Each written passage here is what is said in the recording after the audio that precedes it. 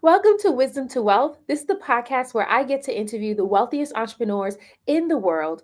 I am also your host, Shamar Starcox, TV producer and marketing coach. My goal is to help 6 and 7 figure business owners be able to get seen and get paid by creating binge worthy videos on social media. I am also the founder of the Convert Content to Cash Challenge. So if you are in here, you're a business owner, you're an entrepreneur, you're a coach, you want to learn how to create content that sells, you are struggling with getting more visibility to your brand, and you're struggling to convert them online, feel free to DM the word challenge accepted on Instagram, TikTok, or LinkedIn, and I will personally send you an invite to the challenge.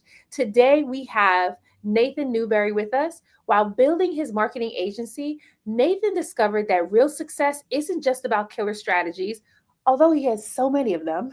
It's about genuinely caring about people and their goals. With a background as a top sales rep leading to $1 million in revenue or more each month, Nathan desires to see others thrive, not from smooth talk. Today, he combines his marketing and sales expertise with his AI freedom method to help coaches scale authentically. Nathan, thank you so much for joining us today. Yeah, thank you for having me. Excited to help any way I can. Absolutely. So let's just jump right into your journey. Take me on your journey from zero to wealth and where'd you started and how'd you got here? Yeah, I started out actually in a Christian home. My dad was a mega pastor down in Southern California, San Diego. And I thought my journey was just to become a pastor. And I did that for years. I love Jesus. I'm all about it. I think it's really important that everybody has that identity in him. And then that's kind of going to create the purpose that we have at the very beginning of creating. And I'm a big advocate of being an entrepreneur. So everybody should have some side hustle or something that they need to build and create, not just a 9 to 5, like people need to create. And so that was the beginning of my journey of just trying to figure out what that looked like. I remember after I did ministry full time, my wife and I actually went out and did missions out in Europe, helping look at starting a church. And we came back and I was like, what do I do now? Like I have a theology degree. I thought I was going to be a pastor all my life, teach the word. What do I do? And I was like, all right, there was this old quote from an old evangelist named Jonathan Edwards. And he said a quote that I really liked. He said, make as much money as you can, give as much money as you can, and save as much money as you can. And I'm like, all right, if I'm not going to, just be in ministry full time, how can I create a bigger impact? Well, I need to create some wealth so that I can give as much as I possibly can in knowledge and help and impact, but also just financially too, the things I care about. And so that put me on that journey of being an entrepreneur, of just trying to figure things out. And that wasn't always easy. Most entrepreneurship journey, they crash and burn a few times before, they start hitting it, hitting a stride. And that was my journey. It had so many different entrepreneurship things I started that didn't work out, learned a lot.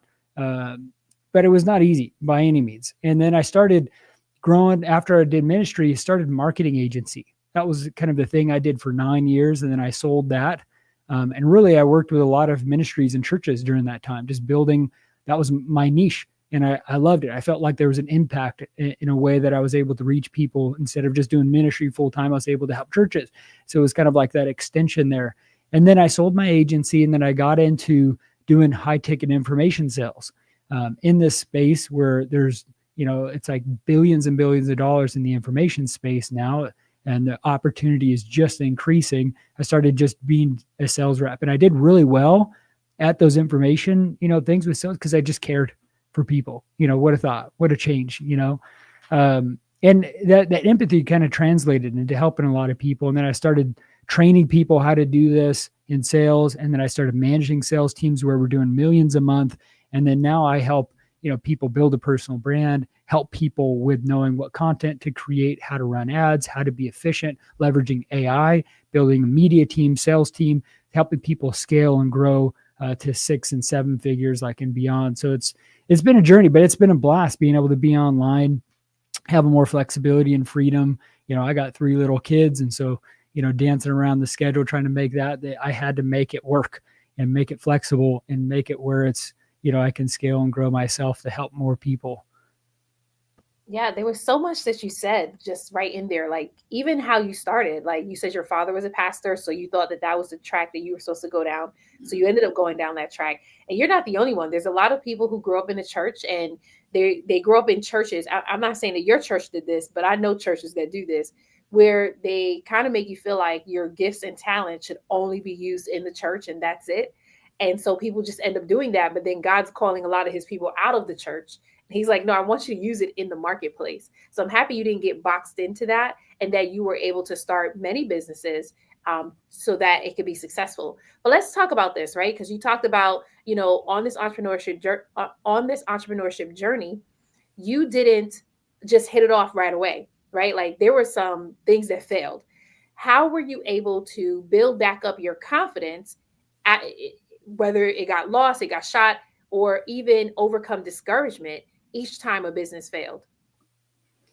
Yeah, I mean, you could take stock in a lot of things. Like there was different seasons where what I believe is that there's four things and skills that a business owner needs to learn. They need to know how to market themselves. They need to know how to sell their service. They need to know how to do the fulfillment, and they need to know how to build systems and then work with the team to be able to accomplish and expedite some of those things. So it's like in all those skills, there's a lot to learn, and it always grows and it needs to evolve and continue to grow in those skills. But if you had a job, you only have to do one of those, right? And so it's easier just to like say, I don't have to continue to grow all in those four skills. All I need to do is just seasons where, I just need to focus on one, right? And so in my journey of growth and everything, when I went to sales, it was when I had newborn kids. And so it was like easier for me as like, I just sold my agency. All right, I need to kind of work on something. Let me just hone in and learn this skill. And there was a book that really impacted me a lot. There's a Rich Dad, Poor Dad is a book title from Robert Kiyosaki.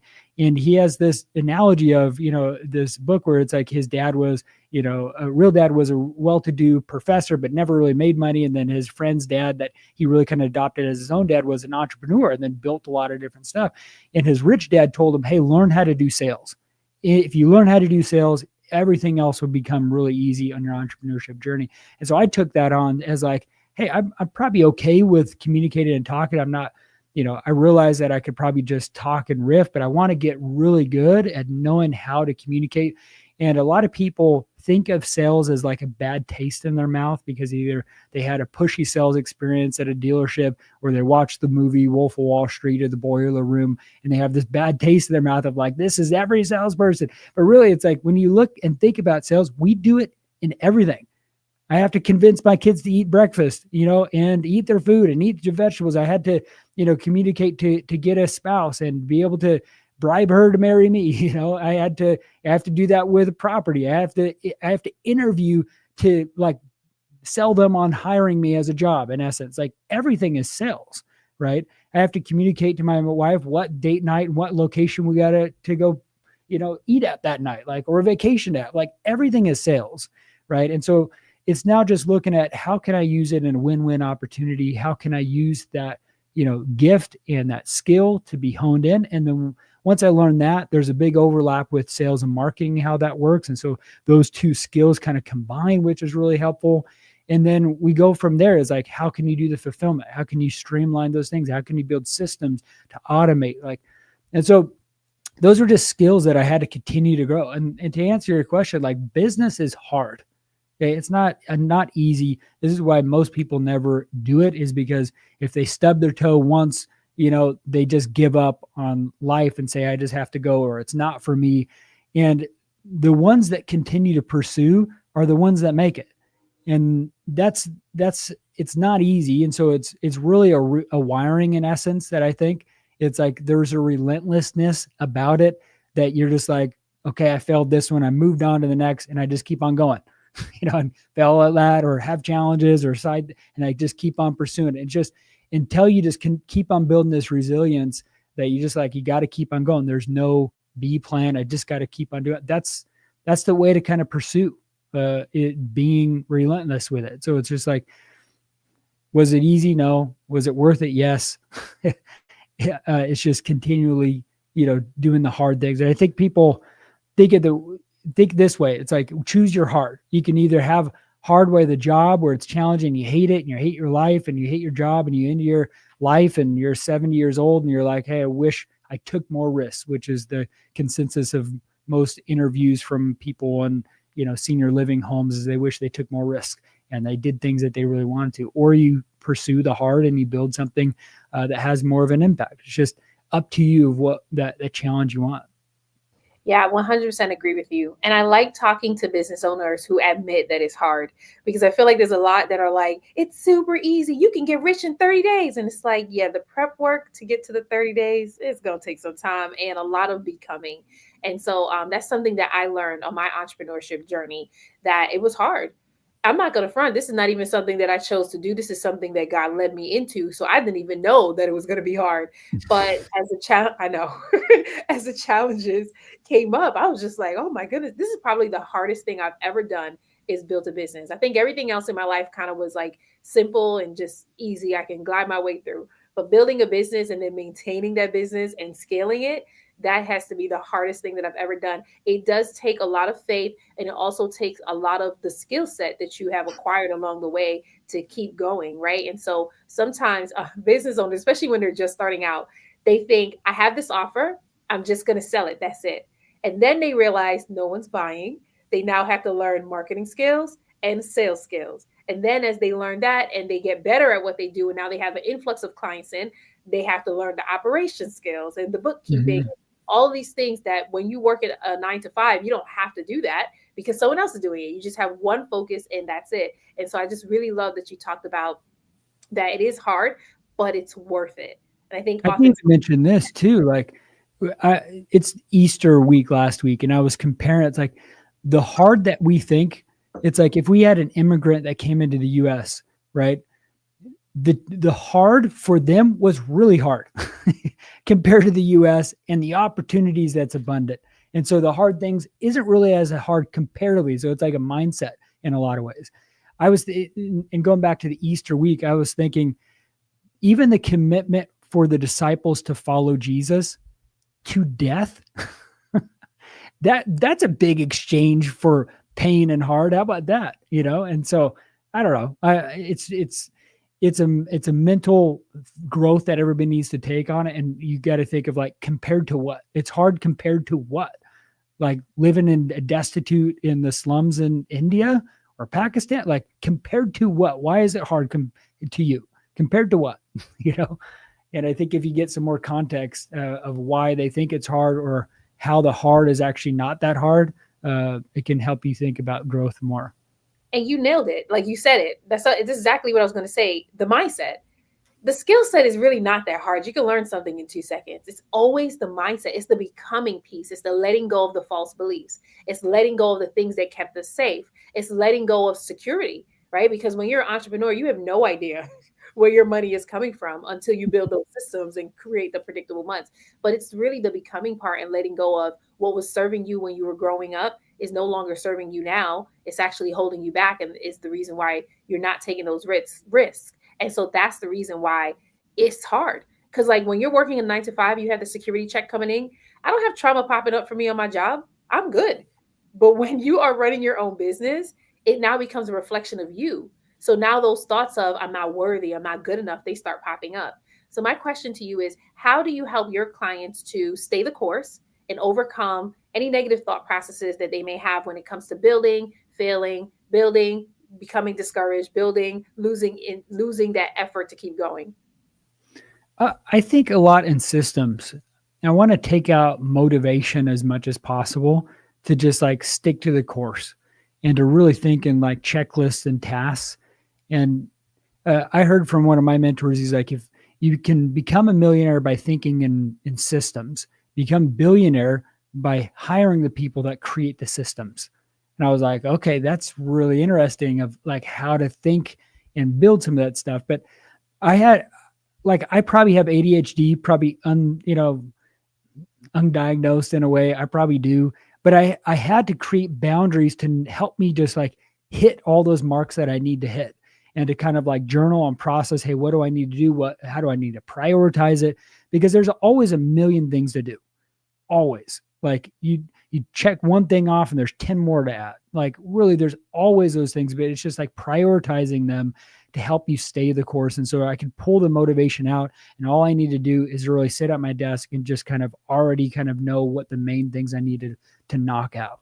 And so for my clients, I want to help create those systems of like, hey, this is what we do first. This is what we need second. Like if we haven't clarified your offer yet, then it's going to be hard to create any or ads or create any content that's going to be successful. AI will be confused. Your YouTube algorithm will be confused if you can't nail down who you're helping and how you're helping them. And so we really kind of just go through the process of just like outlining a roadmap for success.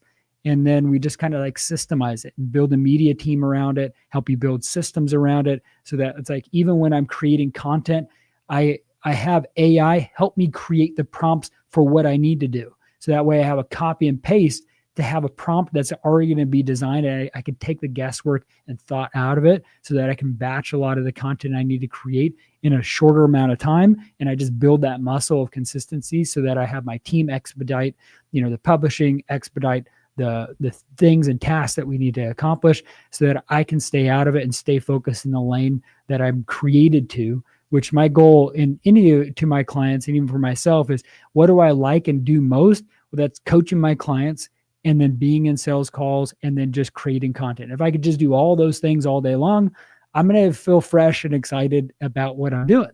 And if I'm not doing those things and I'm in, doing bookkeeping or other things that are limiting my like strength, then I'm going to feel more burned out. And so I try to look at those skills, like record, create checklists so that my team can expedite exactly what I need every time and hit that expectation that I have. So I I think in systems. I love it. I love that you said not mindset, systems, right? And I think often, not to me, you said not motivation, systems. I think Mhm. oftentimes business owners can get into this space of like, I got to get my mind right. I got to do the motivation. And we're not saying not to do that, right? But it's like after you're done, you have to start getting the work done. Like I've had clients that have come to me where they love the mindset, they love the motivation, but still haven't done the work. And they're like, why am I Mhm. not getting sales? Because you cannot, you cannot make money without actually talking to people. You have to put Mhm. out content that's going to speak to the people, that's going to have them come in. You got to have the DM conversations. If you haven't built a system for that, then it's not going to work for you. You're going to find yourself in a constant space of, I'm getting motivated, I'm ready to go for today, and then never doing anything. And so I really like this prioritization of like, focus on your systems, like doing the work. And what is it that your skill set thrives on? Right? Like whatever my skill set doesn't thrive on, this is what I'm giving to my team member because they specialize in this. So I think that that's super powerful. Or even value, like low value tasks in a way. It's like for me to do bookkeeping doesn't help me drive the business forward. It helps me maybe think about money and save money, but it doesn't help me make more money. So I want like all the activities that can create wealth and create assets to leverage those calls or leverage those DMs or leverage those, things is like that's where I need to think high level activity that's going to help the bottom line. Yeah. And so it's if you like bookkeeping, great, but it's not going to help you move the needle forward. you know, Unless you do it for other clients, then go there sell you them. go. Unless it's your offer and service, yeah. Right, exactly. So let me ask you this. What do you feel is your biggest blind spot right now when it comes to getting to the next level in your business? And then how are you addressing it? Um, man, the blind spots are often blind spots. So I mean, what I do when I am not clear is I ask someone, "Hey, what are my blind spots?" And then they can point out some of those things. I think it's always an evolving thing for me of like where are my ads going or where my content, and just always evaluating, is the team I have right now going to help me get to the next level? Is the thumbnails I'm creating going to help me get more views and more calls? And so I'm always assessing things and my team always assess things. And so some of the things I'm always working on right now is just always making the content better and better and better. And trying to look at different vehicles that's going to help me do that better. So, I mean, that's what I'm working on right now. And then the teams are consistently kind of helping me approve some of that. Like even I'll give you an example. Today, we're resorting through our podcast thumbnails, right, of like what we're doing. And so we have some different contractors and other teams helping us evaluate some of that. Some of my team did a lot of research on like 100 different podcast things to think about thumbnails, and they're going to present it on our team call today of like some things that we can work on and redo. So we're just always kind of refining. I like this. And you bring up your team a lot, right? Like when I asked you this question, the first thing was like, I just asked someone because a blind spot is a blind spot. It's there for a reason. You can't see it, but other people can see it. So I love that you have people that you can go to that's like, hey, how can we get better at this? And then Mhm. also not just settling on like this content worked before, let's keep doing that. But it's also like, how can we make it better so that we can reach a larger audience? So I think that that's super important. Constantly getting better in your business so that you can actually scale, so you can actually reach more people and not settle. Sometimes we can get comfy. I see this a lot on social media of just like getting comfy with just setting up a system and letting it work for you, but you never actually being part of the system. And that's how some businesses end up running themselves into the ground because they don't realize like you still have to, if it's not you, put someone in it that's going to be able to work it for you. So I love that you brought that up. Did you want to add anything before I ask you this next question? I think hard, like building a team is hard for solopreneurs to take that next step and scale because they're solopreneur and so they're micromanagers like I have been, where it's like you're in everything. But when you build a team that can do the process that you've built and then you help them know what that bar of excellence look like, then they can surpass it. But if they never know the bar of excellence, then they can never like create off that. I'll give you an example. When I was in ministry, in and this is where I kind of learned this is I ran all the worship for our mega church, all the different audio visual. I ran the college ministry. I ran a coffee business, worked 68 hours a week, and I was just overwhelmed. And I reported to 4 different people in this megachurch with all the different stuff that I was doing. And there was no clear expectation. And so everybody had different expectations of what I did and what I was doing. And I was just like trying to create and build. And so I had to sit down and say, what do I do? And I had to create those expectations and get verification for everybody so that everybody knew what I was doing. And then that helped me see is all the volunteers and the people that I help serve in all these different things, because I can't do all of it. I have to have teammates to do it, is I have to clarify all the expectations for them to succeed so they can grow above it. But if they don't know the bar of excellence, they'll never hit it or even surpass it. So this is where a lot of people have hired. They're like, I had an executive assistant or I had a video editor and they just sucked and they never got around time. It's just because you didn't clarify what they were supposed to do and when, where, and how. And so this is really where you have to create some really strong expectations, really good playbooks, really good checklists so they can follow that. And if they just follow the checklist, I mean, to the nitty gritty of like, you take the video and put it in Google Drive, and then you take the Google Drive and you put it into the software. Like every little micro detail, you do the checklist. So it's like if someone came in cold, they just follow the checklist and they're able to succeed with it, right? And you can have some video trainings, like just simplify it for yourself, and you're going to start being able to see your team expedite that growth that you need. Yeah, that's so powerful. I remember last year when I built my team, I learned that I was not that great at communicating. I thought I was a master communicator because I do videos, I talk to people, they convert. So I'm like, I'm great. I also lead a ministry, they learn. I'm like, I'm great at communicating. And then when I built that team, I was like, I suck at communicating. I really do. Like, Mm. and I can tell because I would give them the task to do and they would do it completely different. And I'm like, it's clearly the way that I said it.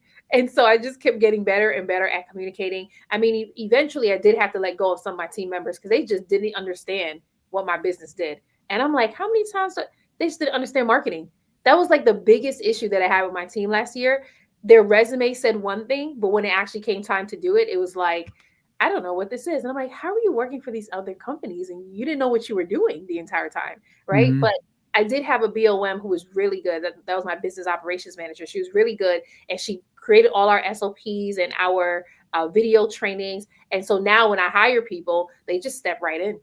And Yeah. I'm like, that was all her mind. Because me personally, I couldn't have done any of that. I mean, I could have, but that's not my specialty. So I really like that you talked about having that, setting that expectation so that they know like how to continue on. Because ultimately, that's what you want. You want to build your business in a way that the people who are coming in after you, they can just take the baton and keep carrying it on so you can keep scaling and moving on to the next level. So yeah, I thought that was Absolutely. really powerful. Awesome. So, for those who are listening right now, they're really inspired by your story. Please share how they can work with you, and I'll go ahead and share your links inside the chat. Yeah, I mean, I'm a big component of being omnipresent. So I'm everywhere anybody wants to follow me. But the big one that I do is on Instagram. Nathan Newberry Official is my Instagram handle. Uh, I have a gift for everybody as well. If someone wants to know how to scale with a media team, if they want to know how to really kind of take it to the next level. It looks like she has down below a free workshop that I want everybody to have as just a free training to really help them grow and build that authority online. So just a free gift for you guys listening. Yes. And so, yep, I did drop the links in the chat. If you're on Instagram, LinkedIn, or YouTube, you can be able to get access to it. If you tune into the replay afterwards, it'll be in the show notes and the caption so you can get access to the free training. So, thank you, Nathan, so much for sharing that with us. And then, my final question for you before we actually wrap up is, what is that one decision that you made that really took your business to the next level? Hiring was a helpful leverage, but getting a mentor, getting someone that kind of helped me walk through this. And I've spent hundreds of thousands of dollars on personal development over the years by just trying to figure out the shortcuts of life and do that. Like when I stepped into sales, I got multiple mentors. When I did marketing, I stepped into doing that, running business, operations, systems. Like I'm always looking on the hunt to doing better. And I know that I can try to sort through it, but like I just was obsessive with learning and getting mentors that helped me just walk through the blind spots that I had to kind of help me sort through it, build the principles, and then I just continue to grow and scale because of that knowledge that I gained from. So, yeah, if anybody's on the sidelines not investing in your program or looking at growth and scale, it's like you got to have a mentor to be able to scale and grow. It's so important. So invest in that education for sure. Oh, I love that you said that. But I love that you didn't stop at just one mentor. Like you had a mentor for each area. And I was doing a video with someone just a couple of weeks ago, oh, probably a month ago now. And she was asking me to like do the rundown of the different mentors that I had. And I told her I get mentors that specialize in specific things. Yeah. Like when I needed a marketing mentor, I got that. But not just stop at marketing. I needed someone who was good at SEO and keywords. So I got a specific mentor for that. Right. And every mentor that I invested in, every program that I invested in has refined my skills so that now everything I learn, I teach to my clients. And I recognize that people are coming to me now, they need the multiple skills that I learned along the way. And I'm thinking to myself, wow, just a couple of months ago, just a couple of years ago, I wasn't good at any of this. And now I'm like, we got to do this, we got to do this. This sounds off, this sounds off. So it really does strengthen you. It kind of reminds me of like going to college, right? Going to college or getting your master's degree and really becoming refined in that specific area. So that now when people are looking to hire you, it's like, oh, I have the skill set. I know how to do this, right? And people are Yeah, actually coming on board to do that. that's true. It's true. Yeah, it's a big game changer. Everybody needs to do that. Awesome. Yes. So, Nathan, thank you so much for joining us today. It has been such a pleasure with you dropping your wisdom today.